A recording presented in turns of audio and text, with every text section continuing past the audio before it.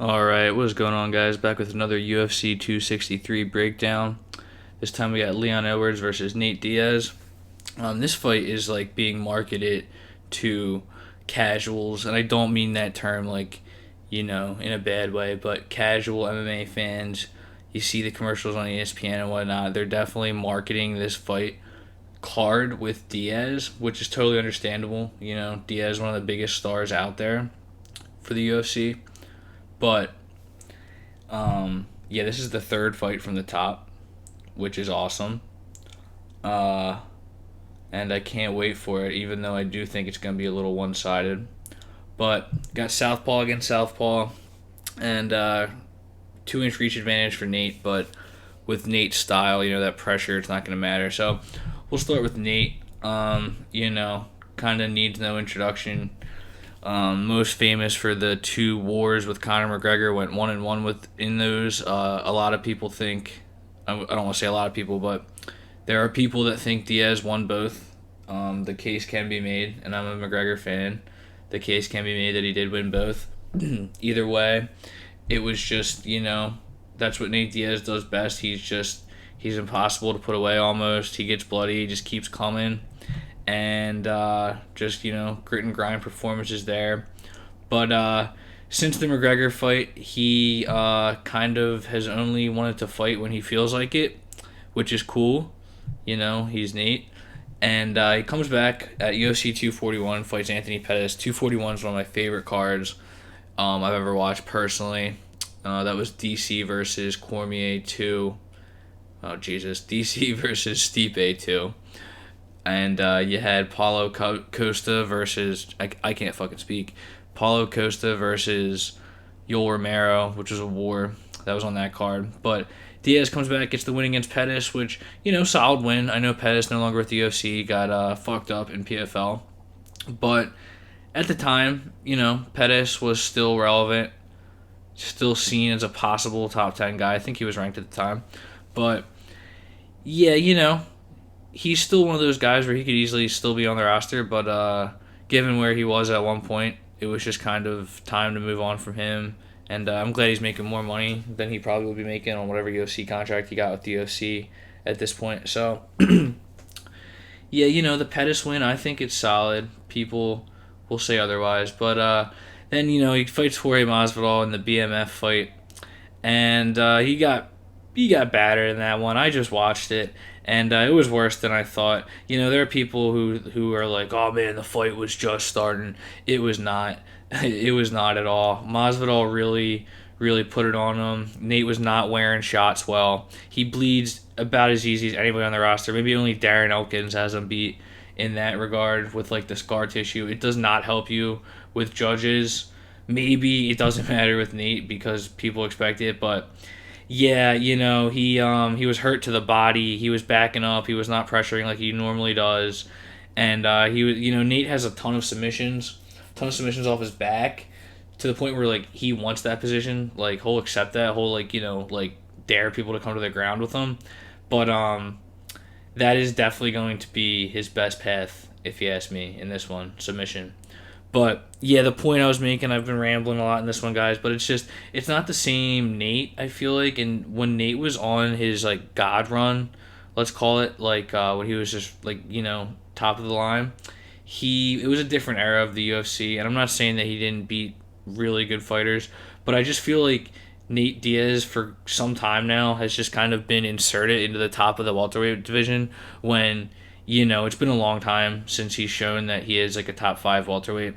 So with Leon Edwards, he definitely is. I think he is probably number 3 in the division. Could be number 2 depending on what happens in Usman versus Colby too, which will probably get announced soon. But yeah, I think Leon Edwards is right up there. Definitely top 3, and he looked great in his last fight against Bilal Muhammad for that brutal eye poke.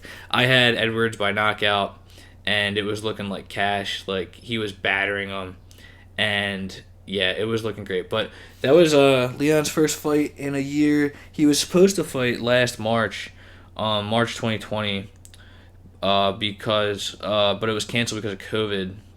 And yeah, that was UFC London. He was supposed to fight Tyron Woodley. Probably would have won that fight.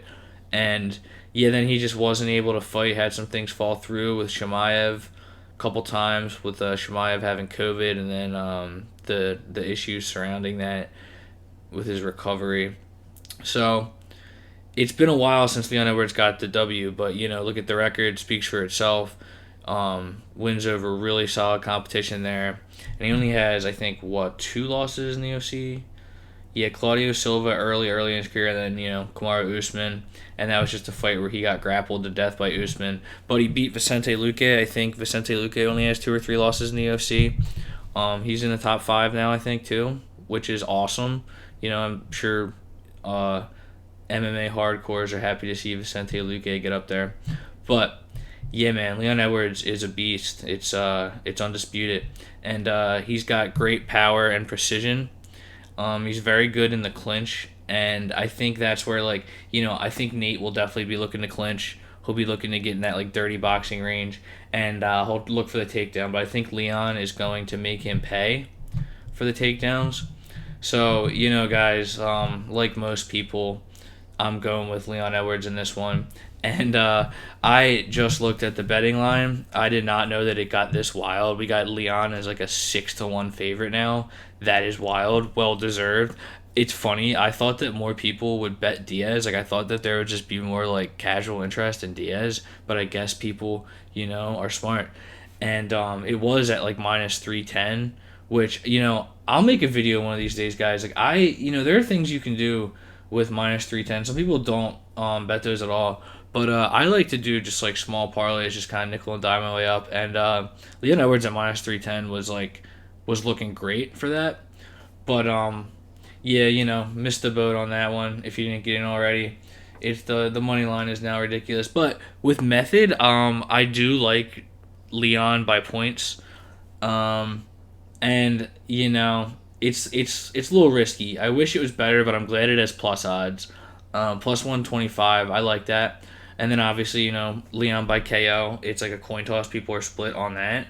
But I just gotta go with Leon by points because of Nate's durability. And I know it's late in the career, and Nate, like I said, was not wearing shots well against Jorge. But Jorge's another power puncher. I do think Leon a little bit deadlier with the kickboxing. He's the type of guy that can put you out easier than Jorge, and so it could easily happen, or it could get he could get TKO'd again, with a doctor stoppage. But Leon is kind of a precision over volume guy, so I could see it being a fight where Leon just clearly wins every round, but he's not able to put him away. So that is what I'm gonna bet, guys. I'm gonna do Leon Edwards by points. Like I said, I'll post the bets on my website on Friday, but not gonna lay a ton on that.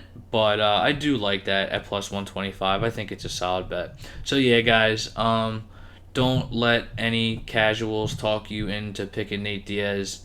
It's just not gonna happen, man. And if it does happen, that will be cool, but it's just not going to. Let's be real. So, and I'm speaking so definitively, guys. I never do this shit. So Nate Diaz is probably gonna win now. But yeah, guys, I do think Leon does have this one. So, thanks for watching, guys. Be sure to stay tuned for more, and peace. Take it easy.